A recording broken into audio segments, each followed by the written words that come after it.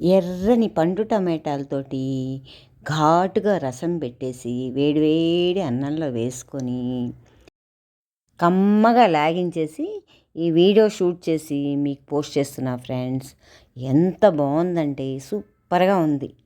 చాలామంది ఇళ్లల్లో డైలీ రసం పెట్టుకోవడం అలవాటుగా ఉంటుంది కదా.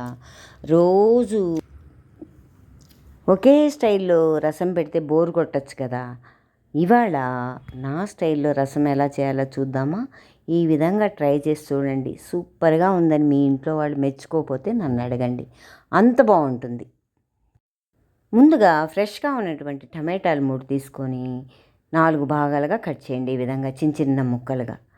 అలా కట్ చేసిన ముక్కలన్నీ కూడా ఒక ప్లేట్లో తీసుకొని మిక్సీ జార్లో వేసేసి 1 స్పూన్ మిరియాలతోటి మెత్తగా గ్రైండ్ చేసేసి పక్కన పెట్టుకోండి ఆ పేస్ట్ అంతా కూడా.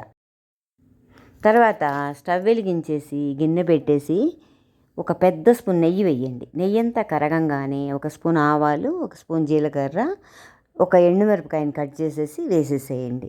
తర్వాత అందులోనే బాగా ఇంగు దట్టించండి. తర్వాత 5-6 వెల్లుల్లి రెబ్బలు వేసేసి కాస్త కరివేపాకు వేసేసి పోపు అంతా కూడా వేయించేసేసేయండి. పోపు అంతా వేగంగానే మిక్సీ బట్టి పెట్టుకున్నటువంటి టమాటా పేస్ట్ అంతా కూడా ఆ గిన్నెలో వేసేసి కాసిన నీళ్లు పోసేసేయండి. రసంకి సరిపడా నీళ్లు పోసేసి బాగా కలిపేసేయండి.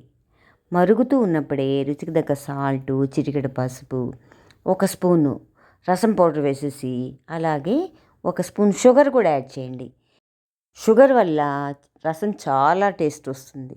బాగా మరగనివ్వండి చారంతా కూడా. చారు మరగంగానే చివరిగా కాస్త కొత్తిమీర కూడా వేసేసి బాగా కలిపేసేయండి.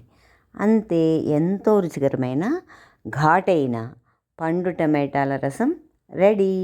ఇలా రెడీ అయినటువంటి రసాన్ని ఒక బౌల్లో తీసుకొని కమ్మగా లాగించేయండి. Thank you.